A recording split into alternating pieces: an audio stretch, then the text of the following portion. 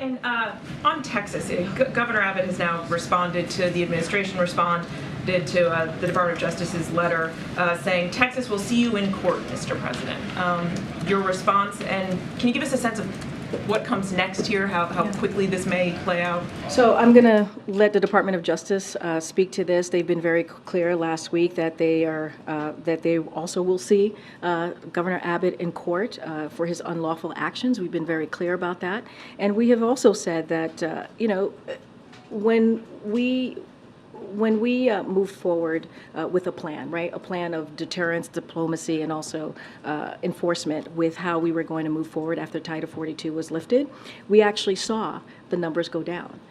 We actually saw the president's plan working. And what you see the governor doing is dangerous and unlawful, and it's actually hurting the process. It's hurting the process of what we're trying to do. And instead of wanting to, or undermining, I should say, instead of coming to the table and trying to figure out a way to work together, he continues to do this really cruel, unjust, inhumane ways of moving forward with a system that has been broken for decades. This is a president that has taken action from day one and has continued to show what he can do to help deal with the border situation. But Governor Abbott is not about that, and so the Department of Justice has been very clear. We've been very clear about that. They've been very clear about taking him to court about his unlawful actions. So I'm going to let them speak to it. Thanks, Karine. You're talking about these unlawful actions, and the letter very clearly spells out all the ways in which the governor has broken the law. What is preventing the federal government from removing the river barriers? Why is this a legal matter? Well, first I'm going to let the Department of Justice speak to this. And look, the governor's action is making it difficult to access the river, patrol the area. That's what he's doing. And arrest individuals who attempt to enter the country unlawfully. That's what his actions is actually preventing. And so those are unlawful. Those are unlawful actions that are not helpful and is undermining what the president has put forward and is trying to do. That's what we're seeing. But I'm going to let the Department of Justice speak to the legalese piece of this, and they will certainly speak more in detail about how they see themselves moving forward. And I understand that, but I mean, if the barriers are, unlawfully there in the river, why not instruct the Army Corps of Engineers to move them? I'm not going to speak to what's going to be instructed of the Army Corps engineers. What we're speaking to is the unlawful actions that the governor is taking and how the Department of Justice is going to move forward. Anything related to that, certainly I would refer you to Homeland Security specifically. A couple questions following up on Texas. Is there anything that the White House thinks that it can do about the razor wire and the barriers aside from this threatened legal action that the Department of Justice has sent to the state of Texas? So look, we've been very clear. What Governor Abbott is doing is undermining what we're trying to do. A plan that the president has put forth after Title 42 lifted that has been pretty effective. Right, we've seen the numbers of unlawful entry go down. That's what the data shows, and he continues to undermine that. And so, Department of Justice is the place to go. Right, this is a legal issue, and they're going to deal with this, and we'll let them speak to this more directly. Two other quick things on this. So the letter, one of the things that Governor Abbott said was that the president's open border policies are encouraging migrants to risk their lives by crossing illegally through the water instead of safely and legally at a port of entry.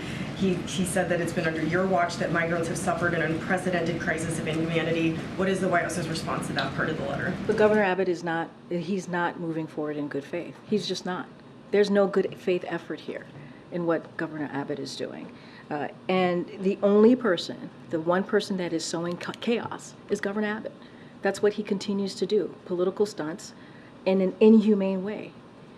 He's actively undermining our border enforcement plan, which, again, has the lowest level of unlawful border crossings in over 2 years. He's making this more difficult. And so he's not operating in good faith here.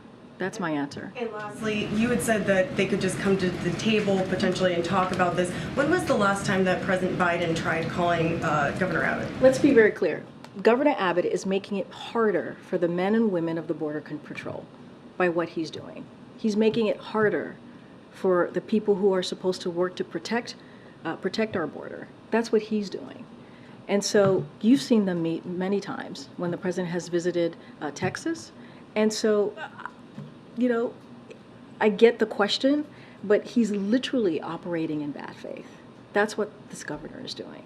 While we're trying to fix and deal with an issue, a broken system, an immigration system that has broken for decades, and he's undermining it. Okay. Thanks. On the situation at the border, I know that you've talked about the reports about migrant women being denied water, but there's also recent reports of children being bloodied by razor wire. Are there any plans for the president to address this himself to the country or even to reporters at all? I think it's important that the Department of Justice is assessing this. I think it's important that the Department of Justice is looking into these types of unlawful actions. I think it's important, as the President's White House press secretary, that I've spoken multiple times here at this podium, especially last week, about how unlawful and how inhumane Governor Abbott's actions has been. And so we'll continue to do that. And we'll continue to move forward with our plan that actually moves forward with dealing in immigration in a humane way. We've been always very clear about that. As we move forward in dealing with this immigration issue, we have to do it in a humane way.